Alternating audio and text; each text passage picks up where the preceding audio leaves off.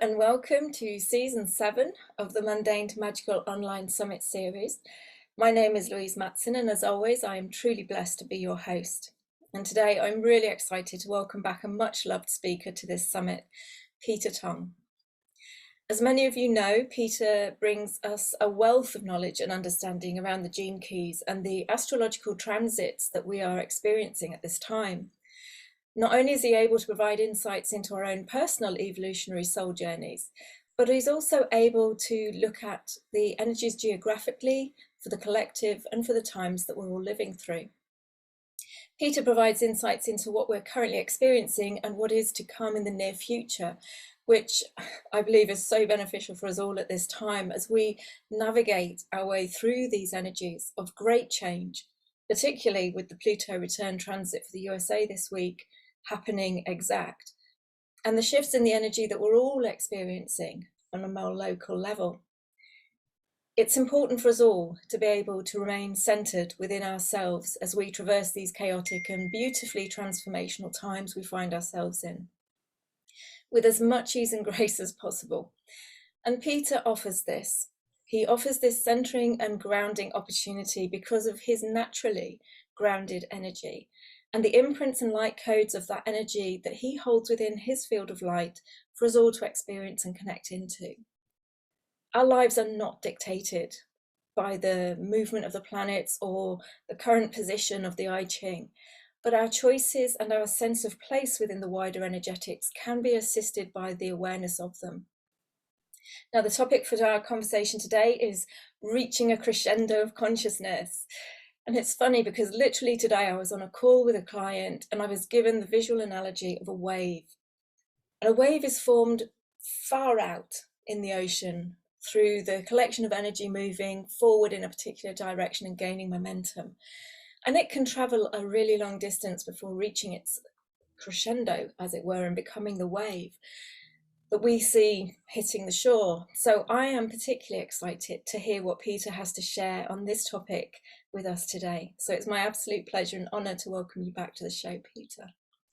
Well, thanks, Louise. That was a lovely introduction. I really enjoyed that. That was great. Well, I wasn't going to go through your bio again because you've been No, that was perfect. Absolutely perfect. Thank you. Anybody who hasn't come across Peter's work, then obviously underneath the video you will find all the details of his work and also how to get your own free copy of your Gene Keys chart from a personal perspective. But for today, we are going to be discussing this topic, reaching a crescendo of consciousness. So where would you like to start, Peter? I know we've had the Pluto return hitting the exact point of America. Yeah. So I didn't know if you wanted to start there or if something else was particularly coming through first. No, I think it would be good to talk about that first because this is more than just the Pluto return this week in America. So I think it would be useful to talk about the whole Pluto piece, actually, to see how that's been unfolding over the last, well, actually since the year 2008. So let's start there. And I'm not going to give a detailed description since 2008. I'm simply going to say that Pluto moved into Capricorn in 2008. And I'm sure your viewers will remember that was when that first financial crash happened and the housing crisis in America particularly. So this was like the foreshadowing of now. And so then the next time to pause is January the 14th, 2020. That was a really, really important date because there was a Pluto-Saturn conjunction in Capricorn. And all of the evolutionary astrologers were saying this is a very significant moment because this is the transformation, Pluto, of the old Saturnine patriarchal structures that have got to be transformed. Yeah. So everybody's going, yay, wonderful. This was just before the pandemic, right? So we didn't yet know how this transformation was going to take place. So Pluto has been playing this role since then of how this is going to play out, which is this mass falling apart of the world, essentially. Yeah. So that was the beginning of that whole 2-year period was the beginning of this shift of Pluto into the Pluto return of America. Now, although I'm talking about the Pluto return of America It's obviously impacting the whole globe. So it's important to understand what this means. So then Pluto takes 246 years to go round the whole profile once. So it's very slow moving. It's the outer planet. So it takes us back to 1776, when the Declaration of Independence was signed in America for the freedom and equality of the people. That's what it was for, right? So now Pluto goes all the way around the cycle and comes back to 27 degrees Capricorn this week. Started on February the 20th and was precise until now. Yeah. So basically what Pluto is saying to America is, are your people free and equal yet? Because it is the transformer. And clearly the answer is no. Now, a really interesting thing is going to happen, and that is Pluto's now passing that Pluto point and moving on, but then it's going to stop and go retrograde. So it's going to come back. And so it's basically saying, oh, I missed something. I got to go back and see what I missed. So on July the 11th, it will come back onto that spot. And then it will go past. And then it will stop and come forward again. Yeah. So it won't clear that Pluto point until December the 28th. So the whole of this year, from now till the end of the year, America's going to be under that Pluto point experience. Mm. And then Pluto won't move out of Capricorn into Aquarius until March 23rd, 2023. So I think that will be the end of this lot, when we can now start stepping into the age of Aquarius. Now, we already have, and again, I'm sure many of your viewers will remember back in 2020, the end of 2020 was when we had that Saturn-Jupiter conjunction on the winter solstice at 0 degrees Aquarius. Yes. So that was, I personally believe, the first entry point to the age of Aquarius. But we have to remember it's a 2,000-year period. So it doesn't happen overnight. And so this is the beginning of that journey. And I'm going to come back to that significance a little bit later on. So then let's come back to the Pluto return, because this is the first Pluto return of America, obviously, 246 years. So what I did was I went back into other empires that have had Pluto returns. And the two obvious ones are the Roman Empire and the British Empire. Yeah. And then looking at what happened in those Pluto returns. Well, you'll be interested to know that one of the Pluto returns for the UK was in the time of Queen Elizabeth I, and all the stuff that was going on then. Yeah. Yeah. And, you know, I mean, I was going to say, I wish I was alive then. I probably was. I think we probably all were having a go around again. Exactly. But all the stuff that was going on then, John Dee, you know, all the metaphysical stuff, the alchemy. She had her own spying network, you know, and all the stuff with the bloodlines going on, and, you know, the battles within the Catholics and the Protestants, you know, and all that stuff was going on during that time. But it was also a Renaissance time, you know, so you begin to see how this Pluto return stirs everything up to bring it to the next level of consciousness. But there's got to be destruction before we get the rebirth, right? Yes. So now then, coming back to the present moment, what's really interesting for me in Canada is that we seem to be going through America's Pluto return for them. Yeah, I was going to say, I mean, you're very closely located geographically, but obviously have different histories and therefore different so-called birthing points. But yes, it does seem to be mirroring, if not showing more, in essence, the kind of the massively transformational, in your face awareness moments than we're seeing from America's perspective, which is interesting. Yeah, and it may well be that it will move from Canada to America, because now, I think just yesterday, there was a new American truckers convoy starting out across the country to go to Washington, D.C. Yes. So it may well be that it will shift from Canada to America. I don't know. It depends what happens here next, obviously. But the other thing to connect the two together, it's not just a geographical connection. We have a sister connection in the fact that we were both born in Cancer. So July the 4th is the American Independence Day, and July the 1st is Canada Day. So we're both cancers. So we're cancer sisters, really. Yes. Although interestingly, although it's only 4 days apart, we're in 2 different gene keys. So that's also interesting. So there is a difference, but there's a connection. So it's going to be interesting to see how this actually plays out. And there has been tremendous support in America for the Canadian truckers, which has been wonderful to see. I saw a huge Canadian flag along Brooklyn Bridge, which was being, did you see that? I saw that, yeah. Isn't that wonderful? Yeah. And there's no doubt that what happened in Canada has triggered a lot of awareness in the rest of the world about what's really happening here, which has been wonderful. So I think the key thing with the Pluto return is to recognize it's a huge event. It is about death and destruction at one level and about rebirth at another level. And it is about the transformation that needs to take place. Yeah, absolutely. And I think one of the things that Pluto brings is that which is hidden being brought to light. You know, it feels very Scorpio energy, that which is hidden being brought to light. And then you can actually see that which has been going on the whole time anyway, but we've just been blind to it or numb to it. But it's in your face. You know, that's what Pluto energy is for me. It's that massive transformation. It has to be in your face to do it. And therefore, Pluto energy is never comfortable, just like Scorpio energy is never comfortable.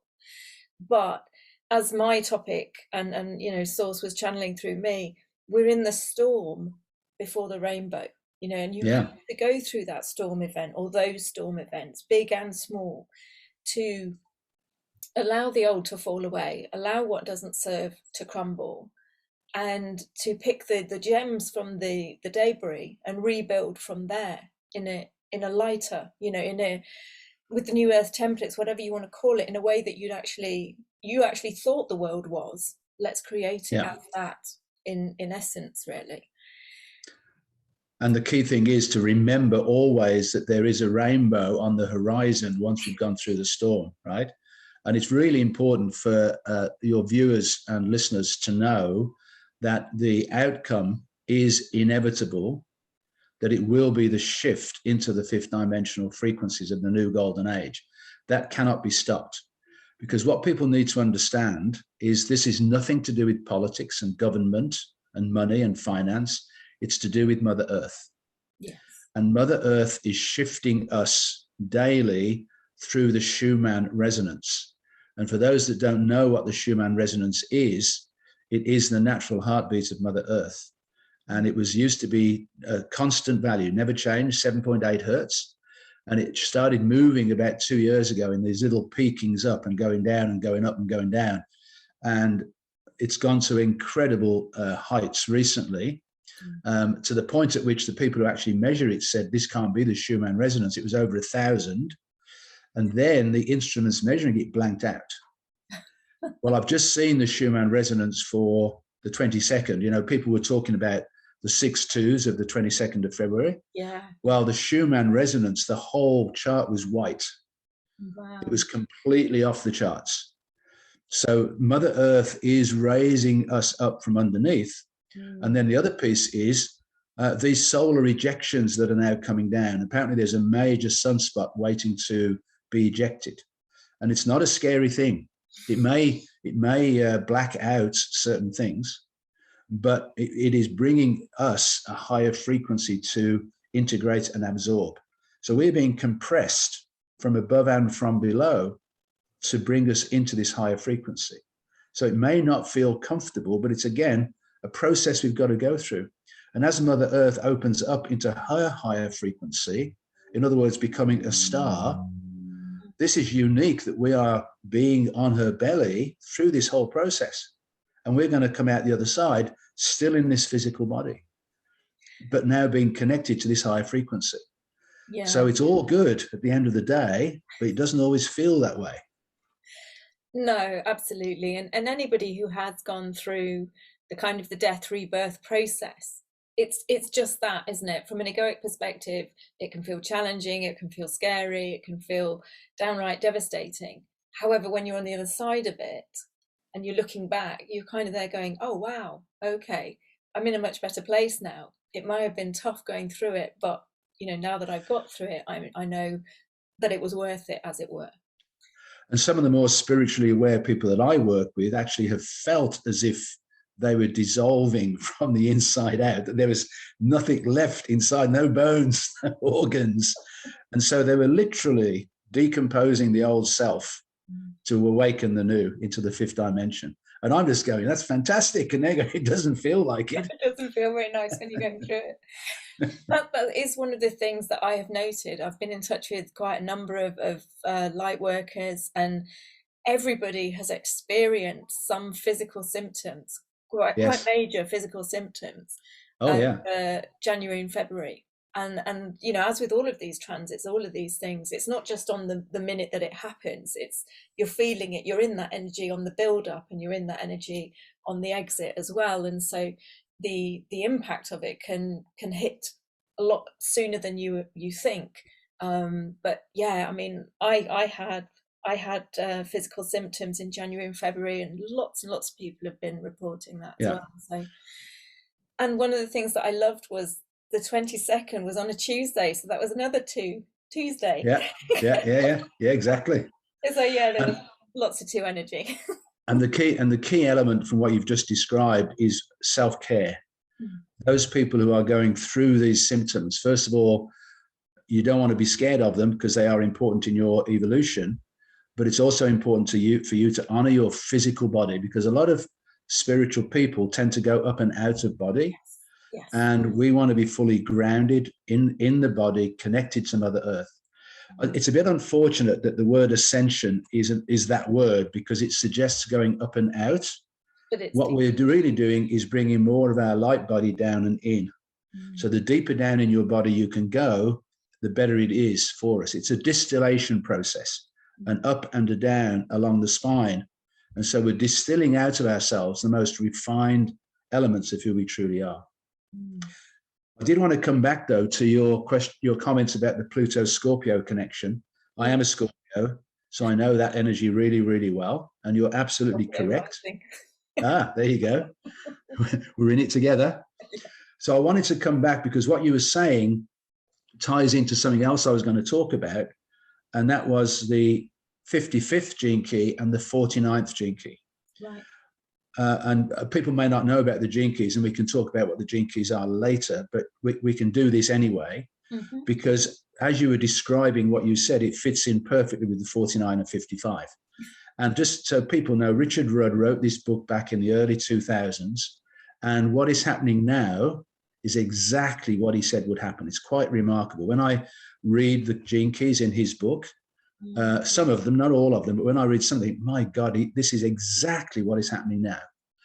And so all the gene keys have belong to what's called a codon ring. So they have companion gene keys that they are very similar to. And the 49 and 55 are in the same codon ring, and it's called the Ring of the Whirlwind. So that's what's happening right now. And the great news is the 55th gene key is the gene key of the age of Aquarius. And the 49th gene key, Siddhi, the highest expression of the 49th gene key, is rebirth. And when you read the 49th gene key, Richard Rudd actually talks about the forking in the road, and the people who are consciously aware are going to be the people who are considered to be the problem. He actually said that. Here we are. We are considered to be the problem because we're not fitting into the matrix of the narrative of the old patriarchal world. We have stepped out of that already, so we are the biggest threats to their desire for global control because we're not buying into it. Yes. Thank goodness we're not. And what fascinates me, Louise, is why do some of us get it when others don't? It's just amazing, isn't it? It is. Is it in our genetics? Is it in our consciousness? Is it past lives? Doesn't really matter, but it's just fascinating how we can see so clearly and others can't, and are just buying into the narrative. But I do think that that's also a perfect part of the story. You know, it's like you can't have all one group. I mean, for one thing, we currently live in a duality, which we are ascending and moving out of. However, we do live in that. And so you have to have the contrast. So if you've got the group that has the awareness and sees what's going on, you know, sees behind the veils and things like that, you have to have the other group that's completely blind to it. But yes, I mean, I don't know whether it's karmic contracts or just a soul agreement or something that they kind of went, oh, I'll play that role. I'll be completely unaware whilst we go through this journey. But it's an interesting part of the process. So I'm just noticing in the chat box, Kate was asking a question about the 55.4. Yes. So if you're okay with it, this would be the perfect time to talk about that, because I'm talking about the 55th gene key. Absolutely. And it is one of the two most important gene keys of them all, because it is stepping into this new age of Aquarius. So to answer her question would also help everybody else understand what's going on. So Kate has the 55.4 in her purpose, which is at the bottom of the profile. So for you, Kate, this is what you're here to be on the planet. This is what your soul wanted for you in this lifetime. That's the purpose. And the 0.4, the number after the decimal point, corresponds to the line of the hexagram that you are working on. So the gene keys are closely aligned with the Chinese I Ching, and the 64 hexagrams and the 64 codes in our DNA are the same thing. So the 0.4 represents the fourth line in the hexagram. They correspond to the chakras. So the fourth line is the heart chakra. So for you, Kate, the bottom line is you are wanting to be of service for the greater good of your community. This is your open, loving, kind heart. However, if you have had any betrayal, rejection, abandonment in your life, your heart will want to shut down and protect, armor itself off. And this is true for any of us and all of us who've had any trauma in our lives. We will tend to either cover up our hearts, cover up our bellies, wherever the trauma came. And so it means then that we are distant or cool or aloof. We're not showing our true self. And what Richard Rudd would say, who's the founder of the whole Gene Keys, is what is happening in the world today, we need to allow that to shatter us wide open and become vulnerable. And when you do that, you start connecting to that deeper level of yourself. While you're armored off, your heart can't open. When you are open, your heart can spread this beautiful energy out into the world. So that's the fourth line. And then the 55, the shadow of that gene key is victimization. So right now, there's this pressure to make us the victims of the system. The system is trying to shut us down and restrict us and limit us so that we fall into victimhood and don't believe we can save ourselves. And so the 55th gene key is the gift and the city are both freedom, because once you're free, you're free. So what it's saying is that freedom is from the inside out. And so it doesn't matter what's happening in the outer world, we respond in such a way that we remain free. So again, you may have noted that in Canada 2 days ago, the Emergency Act had been put in place just for a week. But part of that Emergency Act was that they could freeze anyone's bank account. So what do you think happened 2 days ago? Everybody took their money out of the banks, bankrupt Canada. And I think that's the main reason why Trudeau revoked it, because there was no money left in the country, including those international companies that believe Canada was a safe place. Whoops, it isn't. Boom, right? So suddenly you're in potential panic mode because you may not have access to your funds. Yes. Wow, is that victimhood or what, right? So how you respond to that becomes critical. And so this is how you are taking the situation out in the world and remaining free within yourself, trusting that it is inevitable this is going to work out in a really good way. And it may be the end of money. It may be the recognition that it's a false belief anyway. And so all of this is part of this journey through this really challenging time to lead us into those new energies. So for Kate, it's about holding to that deep inner freedom specifically for herself and recognizing that we're moving into this new earth and this new world. And part of that new earth and that new world is the complete breakdown of all systems, including the government. We've seen in Canada this week how pathetic the governmental system is, which is the same as yours in the UK. Yeah. It's just ridiculous. When you listen to the argument they put forward, it's a complete waste of time. Nothing gets achieved. Whoever's in charge in the parliament gets their own way. It's as simple as that. It doesn't matter what they say.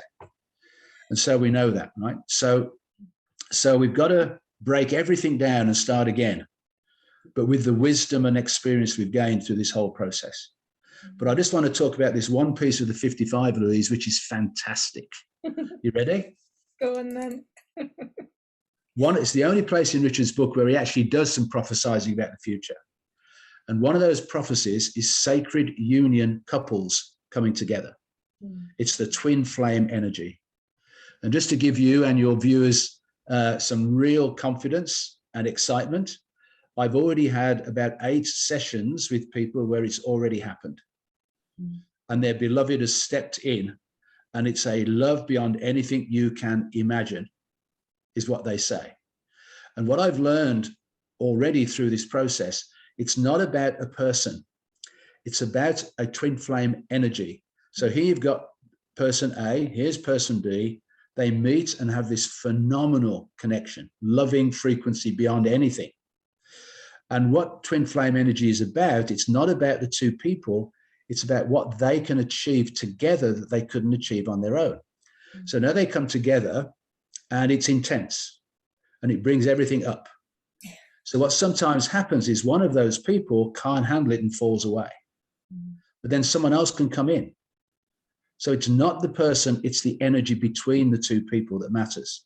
But I've now got these people working with each other for this greater good.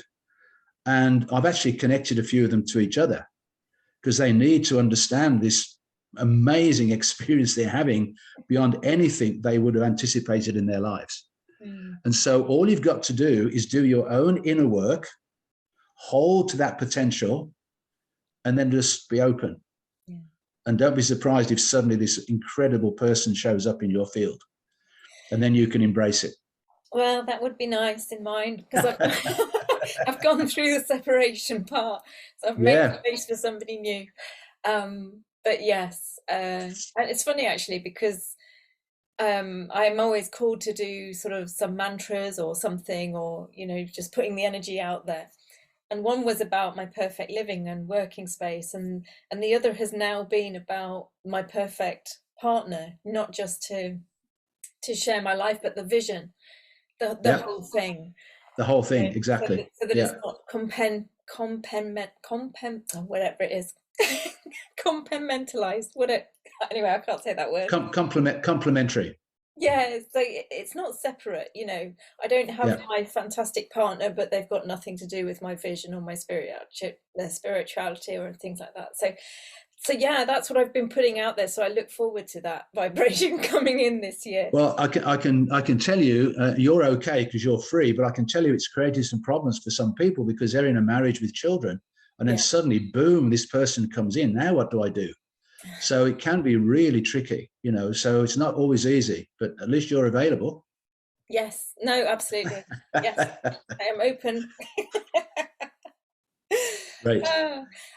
So there's a number of people who are saying that they've got 55 in their SQ, or they've got 55 in their evolution. So there does actually seem to be a lot of people in this live call that have that. That gene key. So interesting, isn't it? So it's not a surprise because the 55th gene key actually completed yesterday. So it's been up in the field for the last 5 or 6 days. And I just want to explain something else about that astrologically, which I always find fascinating, because the sun is moving from Aquarius to Pisces, which it did last Friday. So it shifted into Pisces last Friday. But then the ages go in the opposite direction. So now in the ages, we go from Pisces to Aquarius. So it's like these two ships crossing in the night. And where do they cross on that moment? In the 55th gene key. So the 55th gene key is on the cusp between that edge between Aquarius and Pisces going in opposite directions. And of course, the two fish of Pisces is the symbol. So for me, this is always a really significant moment, and it's always in the 55th gene key for this week, starting from last Friday to yesterday. So the fact there's a number of people on the call is not a surprise, because we've just closed the 55. Yes. So do you want me to answer those questions now? We can do, or well, whilst we're on the topic, we can do, but then we'll move on to some of the other points that you wanted to bring through. Okay, so Linda then has got 55 in her evolution. She doesn't give me the line number, but that means then that her evolution depends upon her stepping out of victimhood. And we know when we're in victimhood, whenever we are blaming, complaining, or comparing, and we all do it, but we've got to catch ourselves and pause, breathe, and then take full responsibility for whatever we're whining about. So for Linda, I'm not saying that she is, but for Linda, the most important thing is to step out of any victimhood and set herself free from the inside out. And that's what enables her to evolve. And then I'm seeing someone has the 55.1 in her SQ. Yes. So the SQ is the first 7 years of life. And the line 1 suggests that she did not feel totally safe being here in the world. Mm. And so what's really important then is to become fully aligned with Mother Earth. The line 1 requires certainty. So the best way to get that level of certainty is to really connect with Mother Earth and follow the seasons. Mm. So we're moving towards the spring equinox when we start seeding the next phase. And then the summer solstice is when the sun reaches its highest point in the sky in the northern hemisphere. So it's shining its brightest light. So then you shine your brightest light. And so again, so I didn't get the name, I missed it, but that person requires freedom. As a little girl, she just wanted to be free and run around and have fun. So now she needs to get back to that. So she needs to get back to feeling safe and solid in her grounding and having fun and setting herself free. And now I've got a Radiance, line 2. Yeah, they're all popping up now. Yeah, Regine, 55.2 in a Radiance. So the Radiance is how we function best in our environment. So line 2 means she does best by interacting with one other person. Mm. So the line 2 is how we use the other person as a mirror back to us to show us what we need to see about ourselves. Mm. And just as a little caution, line 2 people, I'm a big line 2 person. Line 2 people are the nicest people you could possibly meet when they're in their happy place. When they're in their struggle, there's a tendency to project out onto that other person. It's the second chakra. It's the energy generating center, and it lacks self-awareness. So we don't know how hurtful we can be by either our actions or our comments. So we have to take full responsibility for our own discomfort within and not project out onto other people. But we're not supposed to be in that space anyway. Line 2 people are supposed to be dancing through life with ease and grace, which is what I'm trying to do. Excellent. Okay. Wow, we seem to have loads and loads of people who have 55 in their actual chart who are on the call today, which, like you say, is not. So I do want to actually come to Marianne, because that's a very important line in her Radiance, line 6. Because again, what that line 6 is, the chakras, both chakras in the head. Mm. So this means that people who have line 6, any line 6 Radiance or purpose, it means that those people leave their bodies very easily when they're under stress. Right. So it's very, very important for you to know that. And the way that you know it is either you appear absent or you have gaps in memory, or you're running around like a headless chicken. Those are the two extremes of the line 6. So these are the people that need to come down and in and breathe deeply in the belly and really ground themselves back in, because otherwise the body feels neglected. The body feels rejected. And we've got to appreciate this vehicle. We chose this vehicle to live in. It's our temple. Absolutely. And we need to fully honor it. It's funny because, to be honest, this summit, I was drawn to inviting in so many speakers around embodiment around how we actually embody the energies. And that's really what's coming up in the gene keys. You know, it's Absolutely. have to come into and embody our light in the body, and honor this beautiful vessel, regardless of you know, whether it looks like the perfect projections, so-called perfect projections that we see on the television. And because now we can see that the narrative that we're being fed on the television is an opinion. It's one narrative, it's a singular narrative, and there are multiple narratives that exist, and multiple perspectives, and it's about honoring our own authenticity and really allowing ourselves to own that. So just talking about that, I actually do just want to mention, I won't spend any time on it, but I really want to mention, because again, the mainstream media have not told the truth, but I just wanted to mention about the truckers of Canada. Yes. Because we had this vaccine mandate that was placed upon the truckers crossing the border from America to Canada, both Americans and Canadian truck drivers. And because of all the other restrictions that were already in place, they basically said enough's enough. So they decided to organize this truckers convoy across Canada, beginning in British Columbia, where I am, going to Ottawa, where the Parliament buildings are. That's a 3,000-mile drive. And it started off in Vancouver about 3 weeks ago on the weekend, and people were filming the beginning, and it was amazing.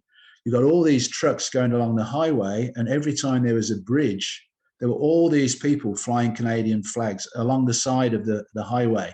Yeah. And it was just full of love. It was pure love. And they get to Ottawa, and they have been absolutely magnificent. Whatever you've heard in the news, it probably isn't true, but they have been absolutely magnificent, and they've held the line of love all the way through. I'll just tell one really quick story, because I couldn't stop laughing at this. So after the police finally got organized, they have this fence barrier of about a 6-7 foot fence. And all the police are on one side and all the protesters are on the other. And the protesters are sending the police love. Mm. And then there's always a few idiots, right? So one guy breaks through the fence and then runs off. And then the other protesters put the fence back in place. It was like, that's the people we're talking about. These are regular, nice Canadian people who are there, but they're not going to back down. So I just wanted to get really clear for people. This is not an aggressive group of people. They are heart-centered, loving people who just want to be free. And that's why it's called the Convoy for Freedom. And it's not over. Absolutely. I mean, Kathy's just put a comment about, you know, trying to understand the connection between the various disparate participants in the trucker convoy, the anti-mandate people versus racists carrying the Nazi Confederate flags. I think actually that what I have seen from the videos and live footage from the actual events was the person who was carrying the Nazi flag was actually identifying the Canadian Mr. T as that, and wasn't actually saying, you know, that they were pro what that flag represented. And I think, again, we have to be very careful where we're getting and what we're tuning into, and where we're getting the information from. And if you are seeing it from the mainstream media, unfortunately, you're getting one narrative. And I was shown, when I trained as an occupational therapist, we were given a clip, an image of something, and it was a shaven-headed, big-booted, you know, kind of neo-Nazi looking gentleman and a very frightened looking old lady. And so you had this perception of what was going on, but then when they showed you the whole clip, he was helping her pick up her shopping that she'd dropped all over the road. And, you know, so you can take snapshots of things and you can run a storyline describing that snapshot. But it's not until you draw the lens out and you see the bigger picture, you see the whole thing, that you actually get the full awareness of what's going on. And so for me, I always say, tune into your hearts, you know, connecting with your own inner guidance about what's going on, what feels true, what feels false, you know. We can no longer just trust what our biomedical feedback loop system, especially when we are not there, we are not physically present, experiencing it in that now. We can't trust anything anymore. We're in this bizarre information controlled reality. And so I've always gone into my heart, and that's the only suggestion that I can bring to that comment, really. Yeah, absolutely. So I just wanted to add a little piece to the 55, which is the 59. The 59 is the programming partner of the 55. And that means they work together against you in the shadow, and they work together for you in the gift and the city. And why it's important is the 59th shadow is dishonesty. So while we are focusing on what's happening out in the world, and having some trepidation about it, the only thing we need to do is to go within ourselves and look deeply into where we are being dishonest with ourselves, and particularly in our relationships. That's where we need to go, because we don't have any control on what's happening out there. The only control we have is what's happening in here. But when we deal with what's in here, it affects the world out there. So rather than getting concerned about that, go inside yourself and say, okay, where am I not being totally honest with me? Where am I hiding things from myself? Where am I avoiding facing something? And then when you do that, you step into this wonderful gift and city of transparency and intimacy. And this is where all of us now in our relationships want to step into complete, open, honest, transparent relationship. Yeah. And that's really key in stepping into that freedom. Absolutely. Absolutely. So, I mean, there's a lot that we can talk about in terms of, where we're at the moment energetically, where we're at in relation to what's going on, and what we're seeing and hearing that is going on, and how that reflects within the gene keys and the global energetic picture.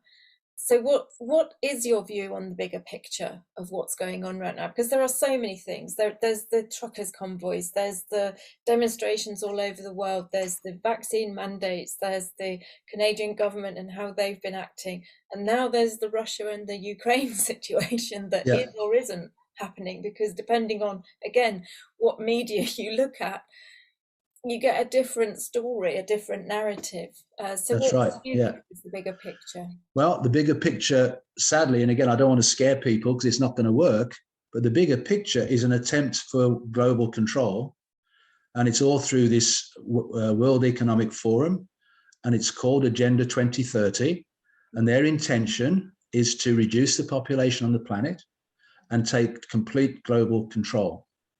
And this is through this World Economic Forum.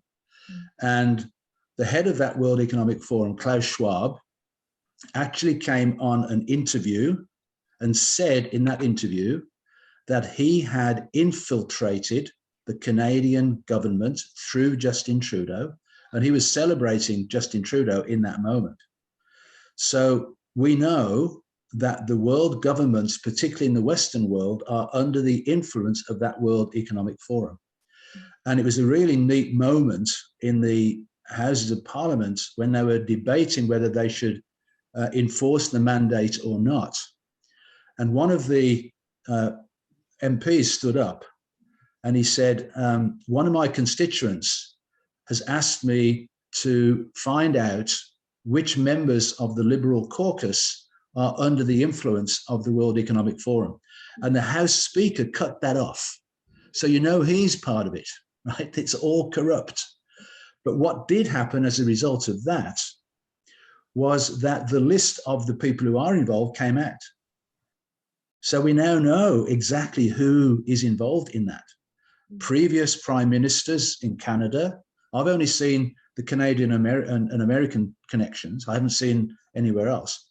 But you look at all the people involved. So Mr. T is involved, his number 2 is involved, the head of the third party that makes the shift one way or the other, he's part of it.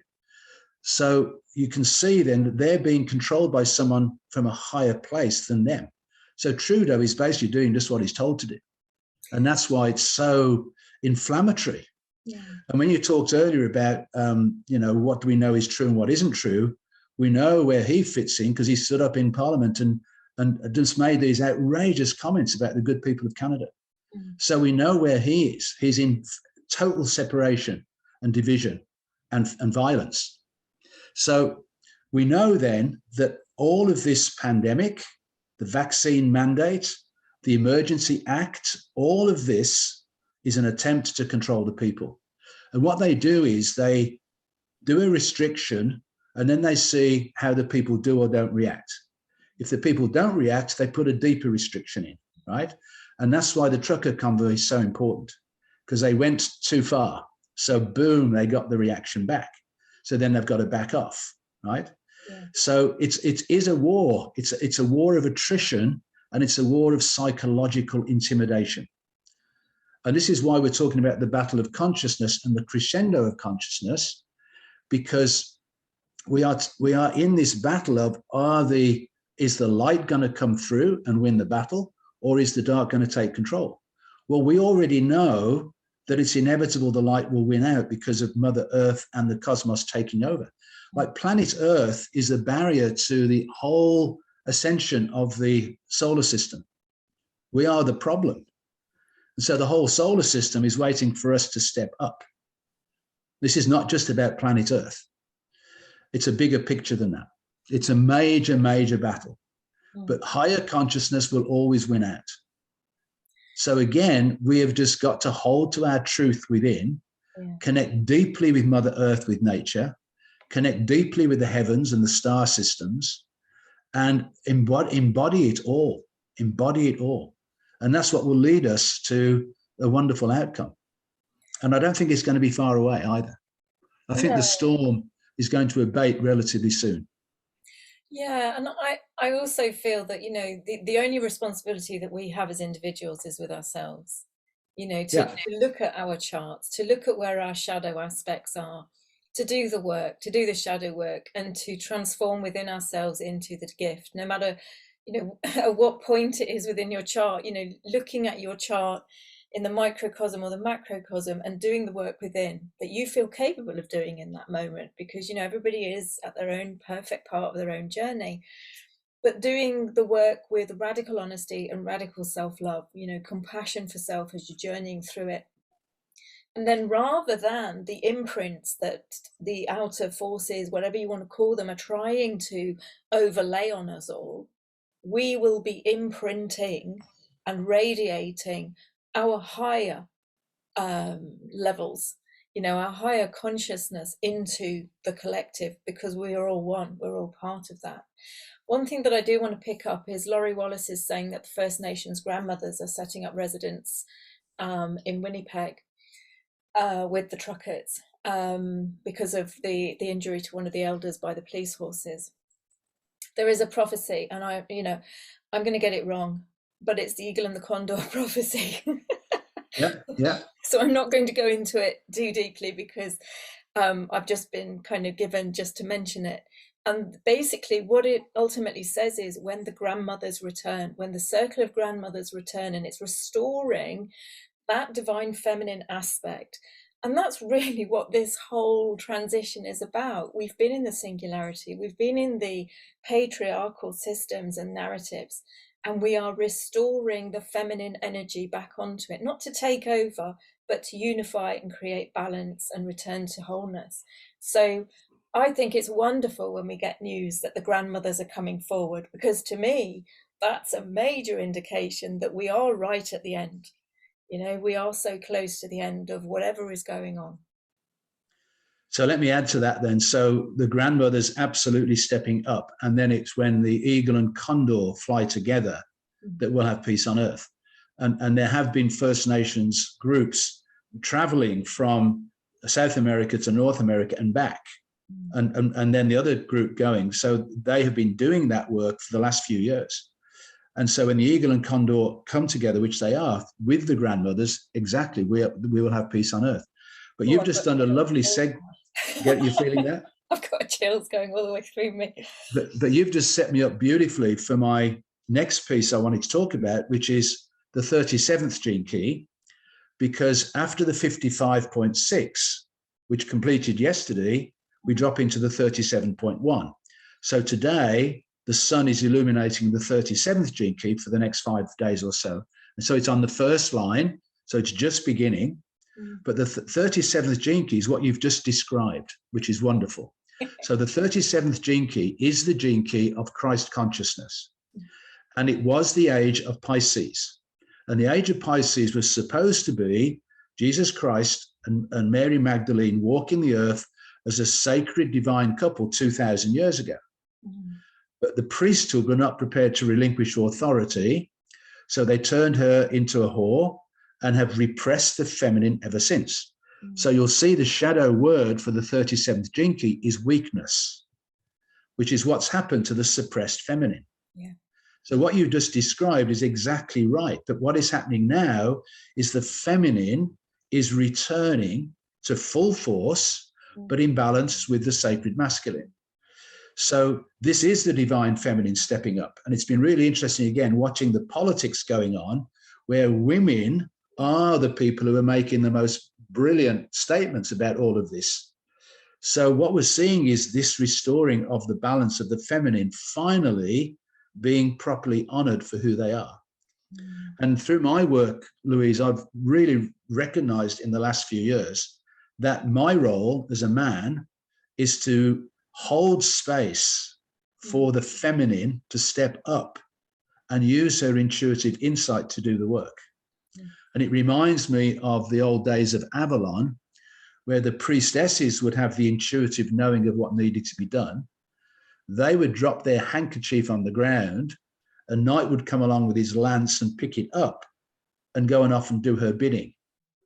That's what we need to return to. It's chivalry, it's nobility, it's the honoring of the feminine.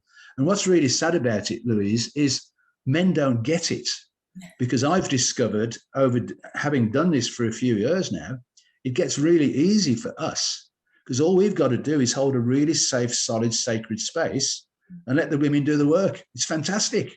And they're so good at it if they're given that protection and that safety to do it. But because we're carrying this history of repression of the feminine, either there's a reluctance to step up, or there's a risk of stepping up too far. So as you say, it needs to come into balance. And so the gift of this gene key is equality, and the siddhi is tenderness. So this is coming into a tender, loving relationship with your own masculine and feminine within. And because some of those women have been abused in earlier in life or traumatized, their feminine is still hiding away somewhat. So we want to allow them to bring it out. And also through past life experiences, many of the most gifted women were tortured and killed and all sorts of things going on. So again, there can be a reluctance to step up into their truth now because of that. So, you know, it's complex, but it's really neat though that we're talking about this today, because this is the Christ consciousness energy that we're now working with for the next 5 days. So this is this opportunity to step up into that higher frequency through that. And I'm not talking in any way religion or Christianity. It's got nothing to do with that. It's to do with the frequency of Christ consciousness, as it's called, or you could call that Buddha consciousness. You know, it's the same thing. Yeah, or some people call it crystalline consciousness. Yeah, exactly. Take it out of a person representative type form.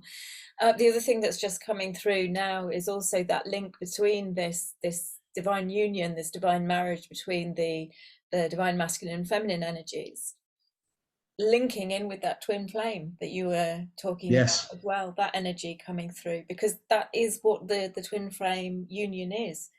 You know, it's elevated forms of, and that we hold masculine and feminine with each of us individually. It doesn't matter what sex we are, but it's all of that. It's that coming together in wholeness and partnership, and working together. And the beauty of the divine masculine feminine union that I was gifted with, I can't remember when, some point this year, was that union is divine manifestation.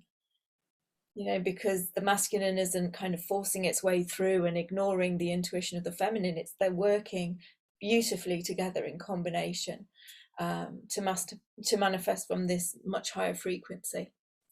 So I would encourage all of the people on the call to spend some time in the next 4 or 5 days really coming to terms with where they are within their own inner masculine and feminine.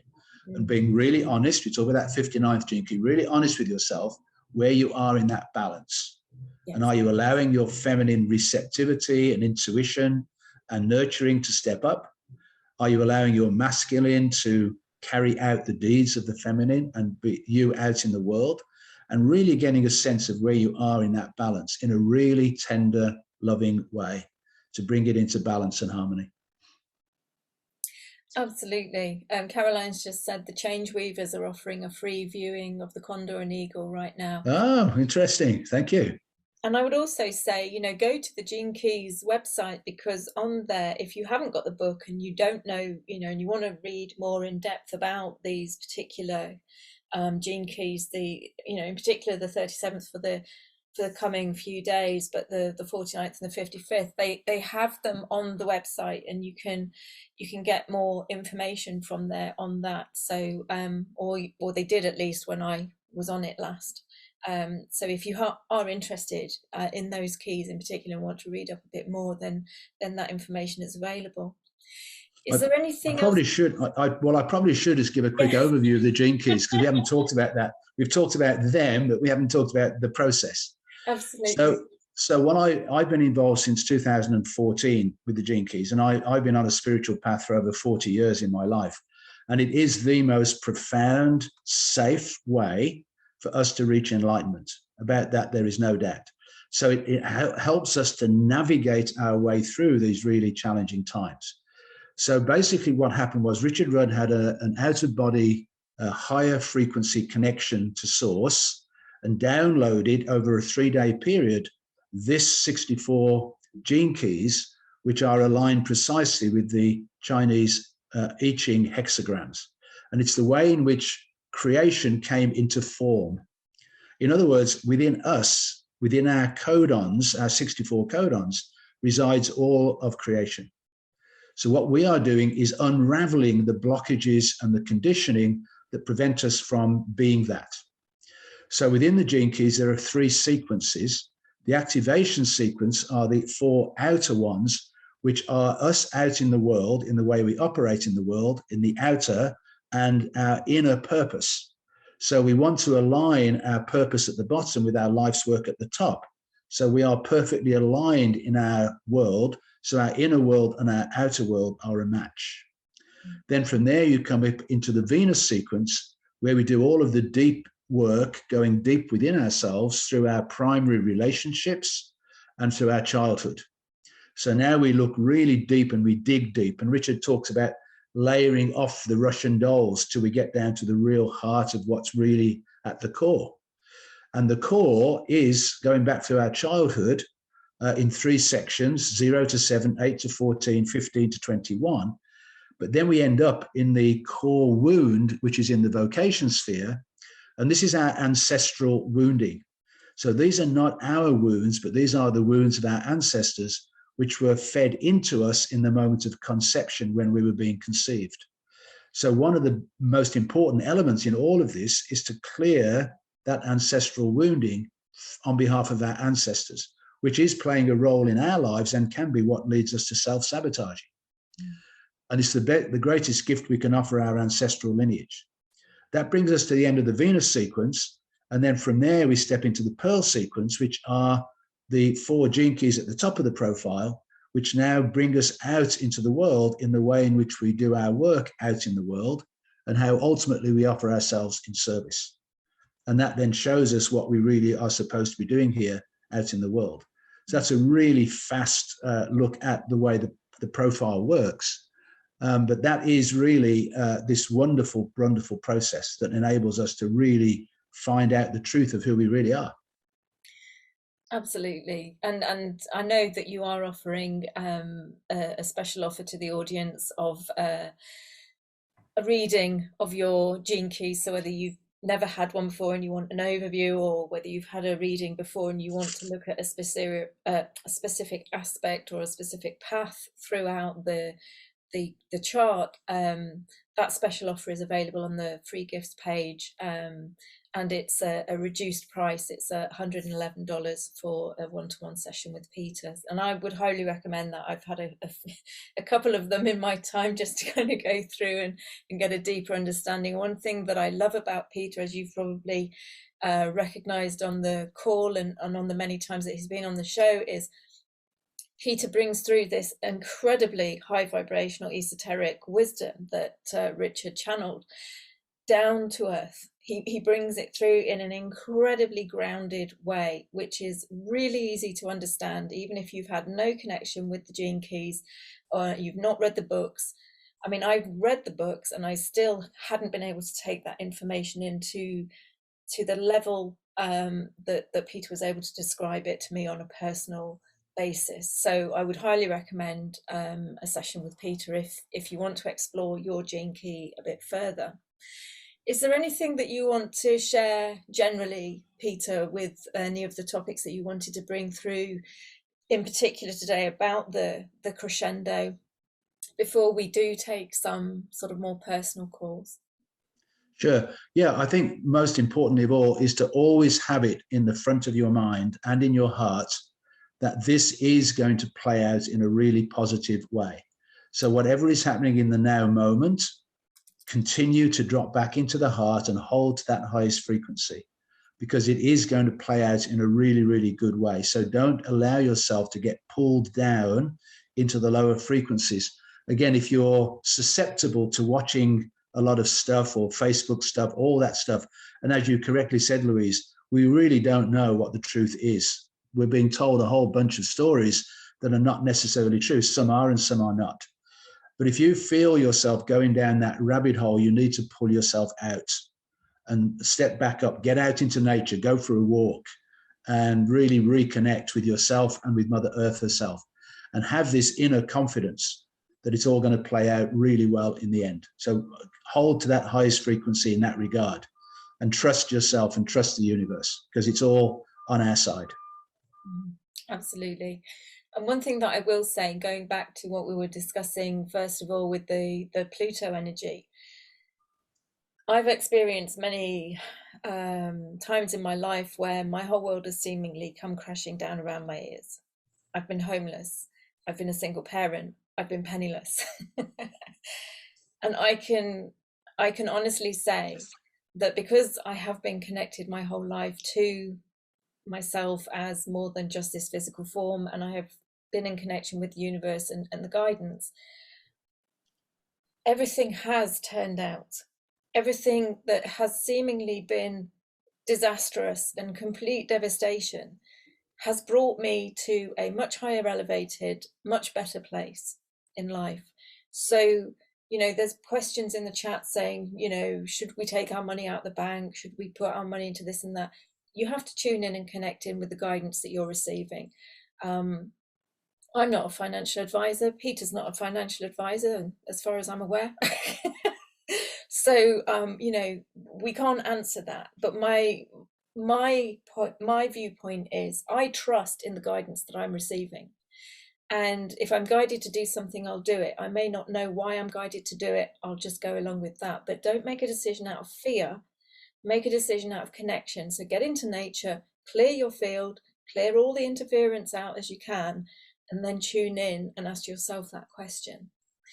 So shall we move on to some personal gene key related questions? I have one person who wrote in prior to the interview because I don't think she could attend. It's Fiona in Aberdeen. And she wanted to ask, as an energy healer, her life's work is 15.2. Pearl 50.5 and vocation 48.5. What do you feel about the way forward for her for the remainder of this year? Now, you can just focus on one aspect of that because I appreciate she's given you kind of 3 different values. Yeah, so the 15.2 is her life's work. Yeah. And the 50.5 was what? Pearl. Pearl. And the 48.5 was? Vocation. Vocation, okay. So I'm going to focus on the 15 because the 15 is her life's work. And the second line, the great news for Fiona is the second line is all about living your life with ease and grace. the line 2 life's work is dancer. So she's supposed to dance through life with ease and grace. She's only supposed to do what she's good at and just follow her own natural talent. And the 15th gene key is the gene key we've been talking about with the connection with nature. It is the gene key of the Schumann resonance. And the one critical aspect of the 15th gene key is the shadow word is dullness, which means Fiona's not here for mundane reasons, as in she's here for magical reasons. So when it comes to doing the day-to-day chores, she's not interested in doing that. So she'll either avoid them or get them done as fast as possible. So the important piece there is when you're out in nature, there's a tendency to move off before the miracle happens. So you've got to actually sit in the dullness. You've got to be there as long as it takes. And I've got this gene key 15.2, and I learned myself that I have to stay longer than I think. And then the gift is magnetism. So you start magnetizing nature to you. And then this is the gene key of the summer solstice. So this is when we shine our greatest light. So I would recommend that Fiona move through this time of the spring equinox to sow the seeds and then shine her brightest light on the solstice. Beautiful. Well, Fiona, if you are listening in the replay, I hope that assists you. I'm going to take the question that was written really early on in the call. Now, I'm apologizing beforehand because I'm going to pronounce your name completely incorrectly. I just know it, but it's Nageshi Wangmo. And she says her life's work, or she or he says their life's work is 6.5, peace, diplomacy and conflict. And Pearl is 34.2. And they have paternal grandparents from Ukraine. And so the inquiry is, how may they best be of service considering the current events? Wow, that's a great question, isn't it? So 6.5 in the life's work is the conflict is the shadow, and it is the battle of the sexes. So the best thing that she or he can do in this situation is to be at peace within her own relationships. So when you think about conflict and you think about what's happening in the Ukraine and Russia, whatever is really happening, there's definitely a conflict there. And in some ways, it is a masculine-feminine conflict because you've got the Russian army and the Ukraine people.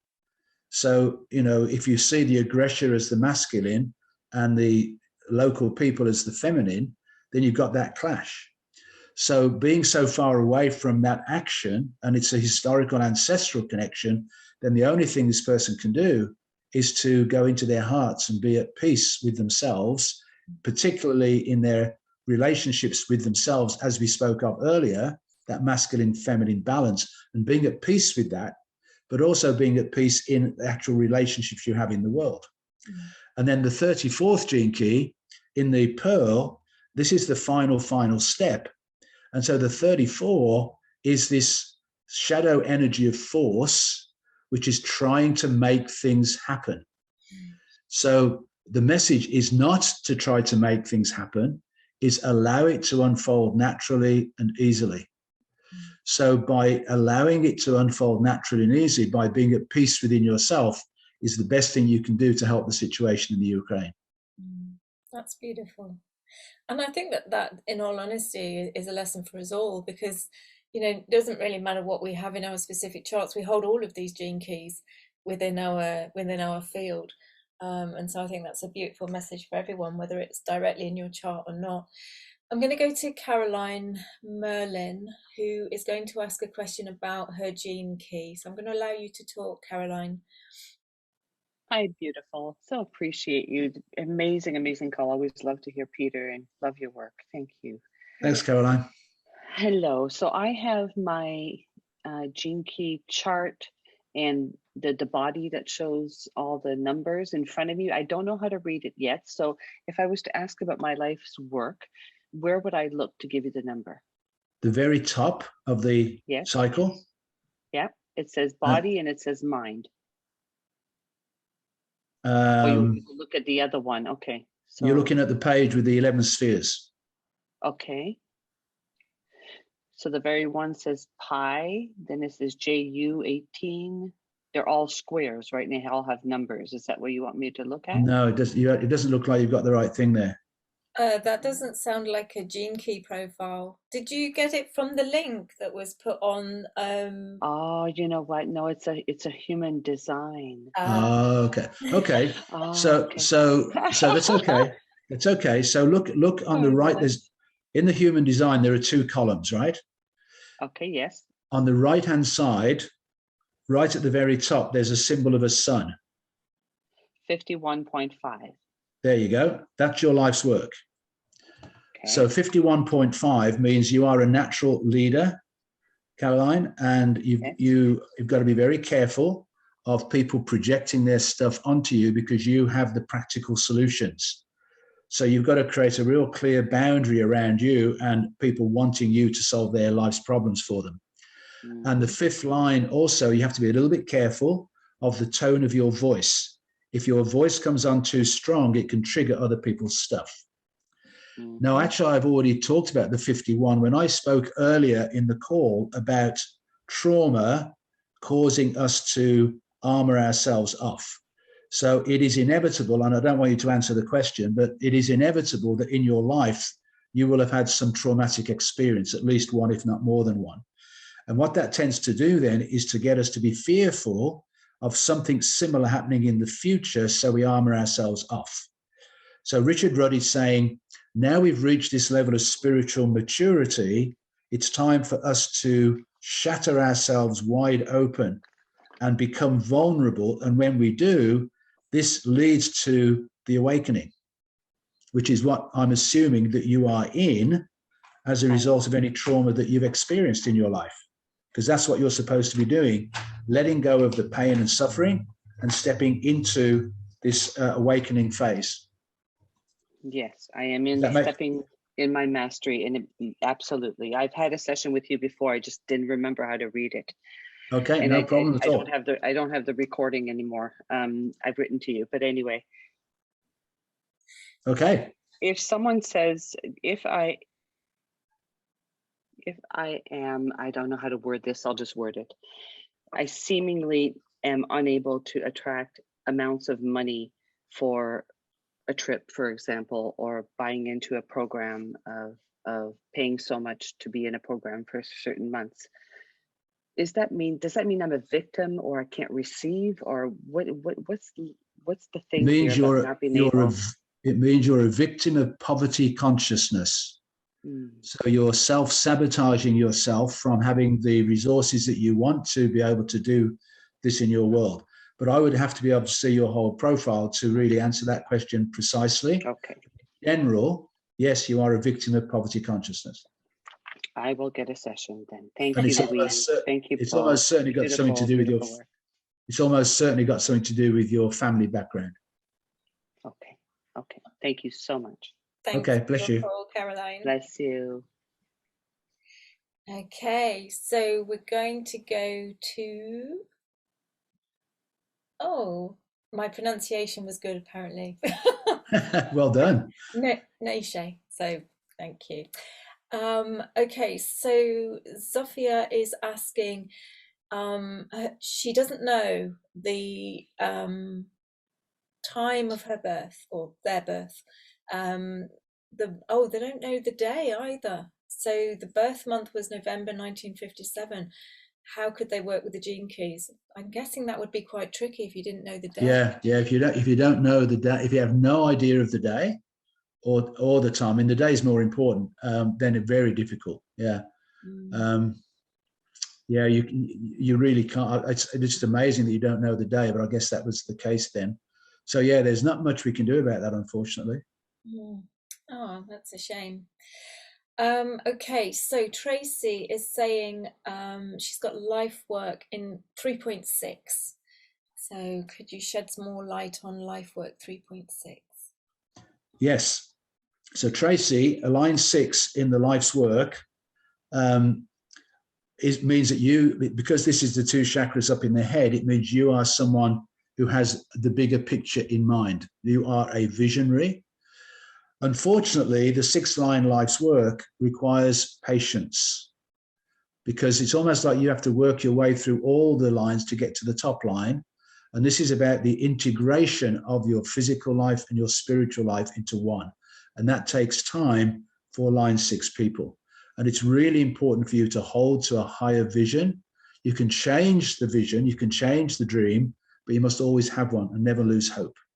Then the third gene key is what we're in right now, which is that space between the old world dismantling and the new world building. So this is asking you to be comfortable being in the void between the old world and the new world. The old world is dismantling, so we just let it go. We have to feel really comfortable being in that black hole of not knowing. But then out of that black hole of not knowing, we create the new earth. And so the third gene key is the city of innocence.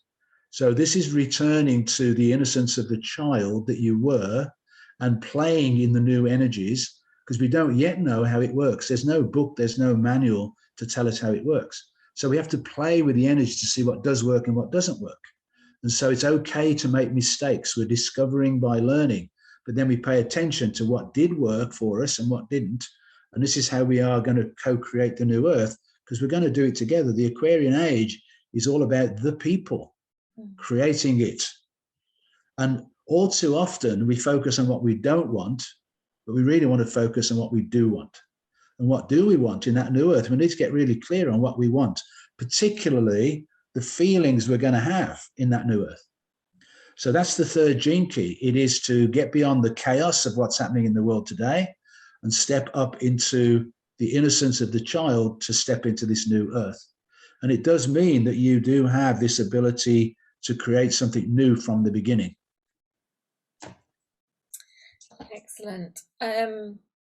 Joy is asking about having the 63.4 in both of the pearl and the culture. Any insights around this? Yes, so it's interesting because today, in today's profile, the pearl is the 63. So she has the 63 in her pearl, and today the pearl is the 63. And so this is the shadow of self-doubt. And this is true for all of us right now because it's in the pearl for today's profile. So again, because of all that's happening in the world, we doubt ourselves. And so that tends to take us on a journey of seeking the truth, which we've all been going on. But the 63rd reaches a block. And that block is what we would now call quantum physics. Because the 63rd gene key are the people who really want to understand everything. And that can only take you so far, because what quantum physics tells us, we can't know the precise energy and position of subatomic particles. In other words, we can't know logically the truth. So we have to step into surrender, surrendering to the awe and wonder of life, of the truth, without needing to understand it all. And that's the 64th gene key, which is the final gene key and the programming partner of the 63. So the 63 takes you so far, and then you let go of everything. You throw all the books away, and you just live in awe and wonder of the natural world. And then you understand and realize that doubt is a part of the truth anyway. We all have doubt. Like I'm sure you had a bit of nervousness before we started the show today. I did, because it matters. It's important, right? It doesn't stop you doing it. So you simply embrace it and accept it's part of life. It's part of the truth. It's okay. So then you begin to live your life with this awe and wonder and recognizing, oh, there's a bit of doubt. This is important and it's okay. And that leads you into that truth, the real truth, which is to be in awe and wonder of this wonderful world that we live in. One of the things, I was talking about this literally with a client in the session today, and it's the mind that wants to understand everything. That's right. And so, but the mind only knows what it knows. And it's when you allow yourself to zoom the lens out, but even the lens that you're able to zoom out to within the light body attached to this incarnated form isn't as far as your entire lens can zoom out as the all that is. And so there's always going to be aspects that you're not connected to, that you can't have an awareness of. And for me, I've learned very much with the events that have occurred over the last year for myself. You just got to let it go. You That's just right. got to let That's go of right. the need to try and understand everything and why this happens and why that doesn't happen, and just be and just go with that flow. And that's where you find the peace on the journey through these waves that are lashing against the shore for us all. Susan just wants to say that she had a reading with Peter and it was very informative, and you were lovely and wise, and I would second that. Well, thank you. Thank you. Oksana's got an interesting question. Twin flames and divine couples, will they have a similar pearl gene key? I have no idea. No idea. There's an honest answer for you, Oksana. Yeah. I have actually done some work with twin flame people with their profiles, but I haven't seen a particular pattern emerge. So there may be, for example, that they'll have the same line in certain gene keys because there's a resonance there. But I haven't looked specifically at the pearl. So I'll have to look into that when more and more of these people show up. Yeah, absolutely. There's a couple of people who have got 43, and so we're going to look at two people, if I can scroll back up and find it. So Nancy says that life work is 43.6.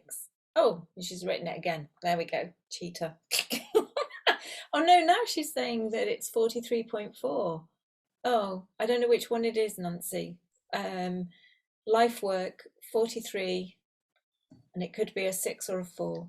There's two versions. Okay, well, let's assume it's the 4, shall we? Okay.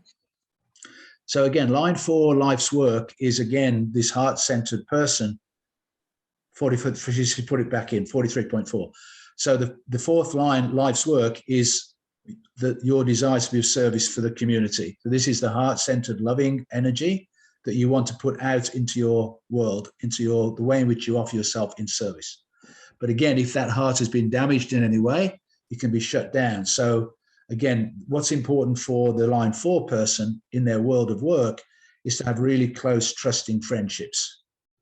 And that's when you play with your heart and you pay attention to when it wants to be open and loving and kind, or when it feels the need to shut down and protect. And you're wanting your heart to be open and as soft as it possibly can be, but again, with discernment when you're out in the world. And the 43rd gene key is this very, very wonderful gene key, which is the epiphany. And so the shadow is deafness.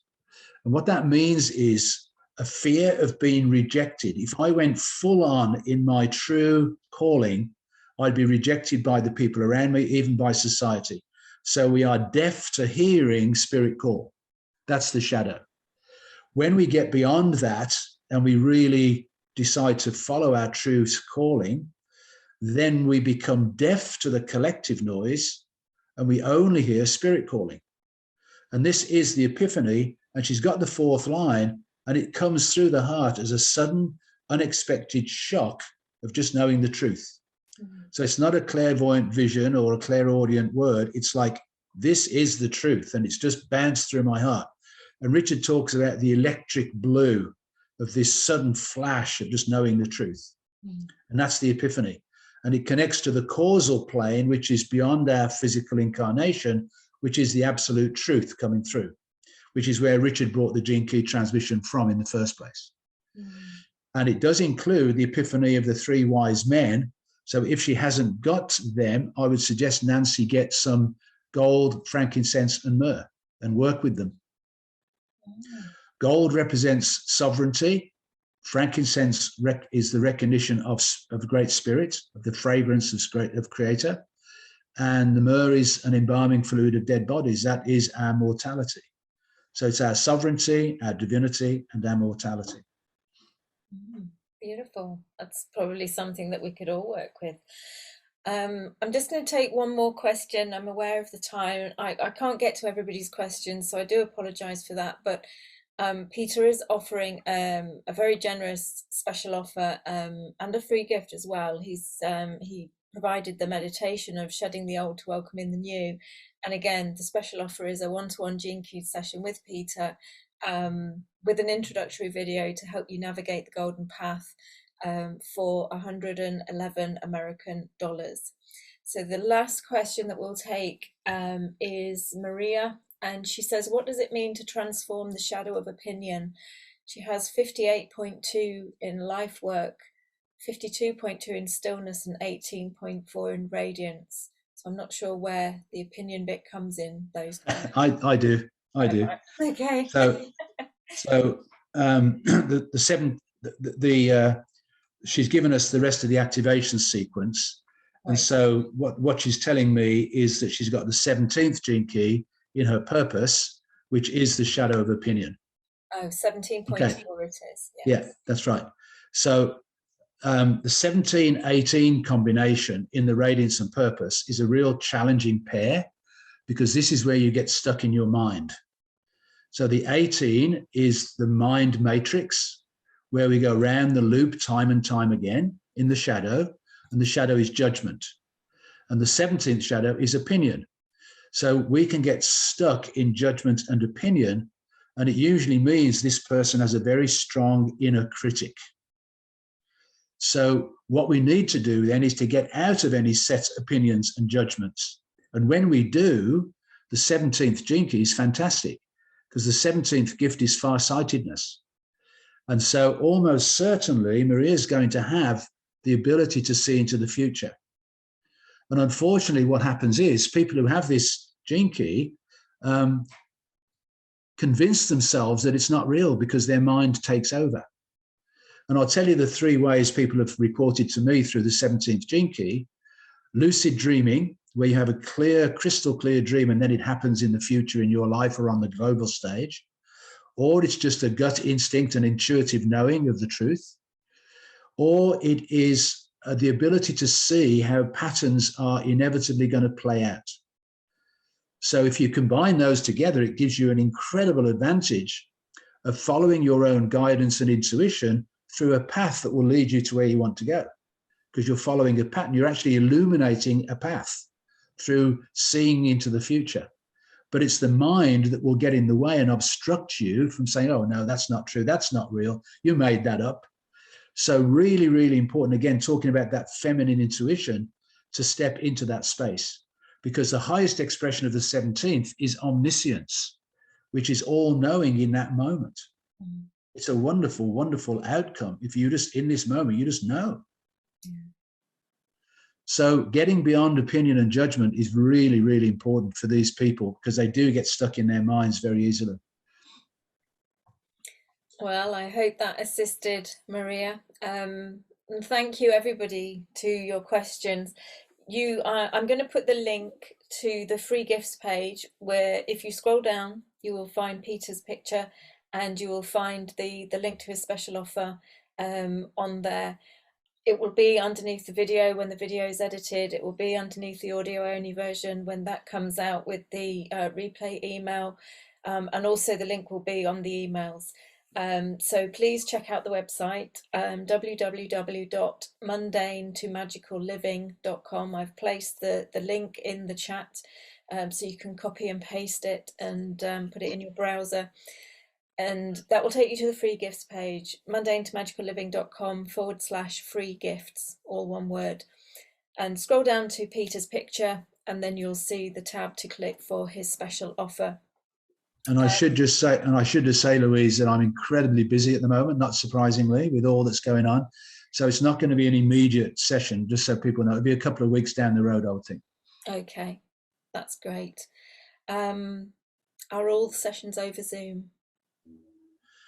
Usually they are. If there is someone who just does not like Zoom, I can do Skype, or what we can do is do a phone call, and then I would record on Zoom on the phone call.